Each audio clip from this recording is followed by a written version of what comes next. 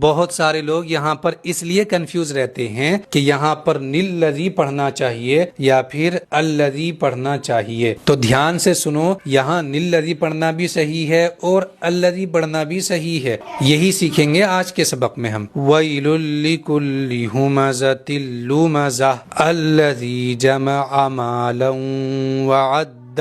یہاں پر نون قطنی کا قاعدہ ہے. نون قطنی کا قاعدہ بننے کے لیے یہ 3 شرطیں ہونی چاہیے. پہلی شرط کے اندر 2 زبر 2 زیر 2 پیش آتے ہیں. دوسری شرط کے اندر آتا ہے حمزہ وصلی. تیسری شرط کے اندر سکون اور تشدید آتے ہیں. یہاں پر دیکھ لیتے ہیں یہ تینوں شرطیں موجود ہیں یا نہیں ہیں. اس والے تا پر 2 زیر ہیں، لیکن آپ کہو گے یہاں تو 1 زیر ہے. اس کو بھی سمجھ لیتے ہیں. یہاں پر 2 زیر تھے جیسا کہ میں نے یہاں لکھا ہے. لومزاتین یہاں پر تھا، تو یہاں پر 2 زیر آ گئے ہیں پہلی شرط میں سے، اور پہلی شرط کے بعد میں حمزہ وصلی آ گیا ہے یہاں پر، یعنی دوسری شرط یہاں پر موجود ہے. حمزہ وصلی اس کو کہتے ہیں کہ جس لفظ کے اندر حمزہ وصلی ہے اس لفظ کو اس سے پہلے لفظ کے ساتھ اگر ہم ملا کر کے پڑھ رہے ہیں تو وہ حمزہ پڑھنے میں نہیں آ رہا ہے، اور اگر ہم وہیں سے پڑھنا شروع کر رہے ہیں، پیچھے والے لفظ سے نہیں ملا رہے ہیں، تو وہ حمزہ پڑھنے میں آ رہا ہے. اسی کو کہتے ہیں حمزہ وصلی. تو دوسری شرط بھی یہاں پر موجود ہے. تیسری شرط میں سے یہاں سے تجدید بھی آ چکی ہے. اس طرح سے تینوں شرط یہاں پر موجود ہیں،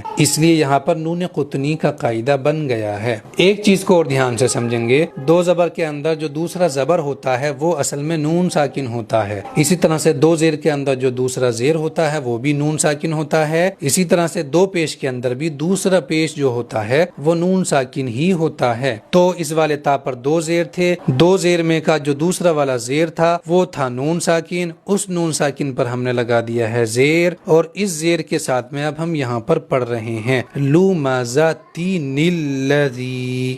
اب آپ سمجھ چکے ہوں گے یہ والا جو نون زیر نی ہے یہ اسی تا کے اندر جو 2 زیر تھے، دوسرا والا جو زیر کا نون ساکن تھا اسی نون ساکن پر ہم نے زیر لگا کر کے پڑھ دیا ہے نون لام زیر نل. اگر ہم یہاں ملا کر کے پڑھ رہے ہیں تو یہ نون پڑھا جائے گا جیسے وَيْلٌ لِكُلِّ هُمَزَةٍ لُمَزَةٍ الَّذِي جَمَعَ مَالًا وَعَدَّدَهُ. لیکن اگر ہم نے یہاں پر آیت کر دی ہے، وقف کر دیا ہے، تو اب ہم اس نون کو نہیں پڑھیں گے. کیسے پڑھیں گے پھر؟ وَيْلٌ لِكُلِّ هُمَزَةٍ لُمَزَةٍ الَّذِي جَمَعَ مَالًا وَعَدَّدَهُ. پھر ہم اس کو پڑھیں گے الَّذِي. نِلَّذِي اب نہیں پڑھیں گے.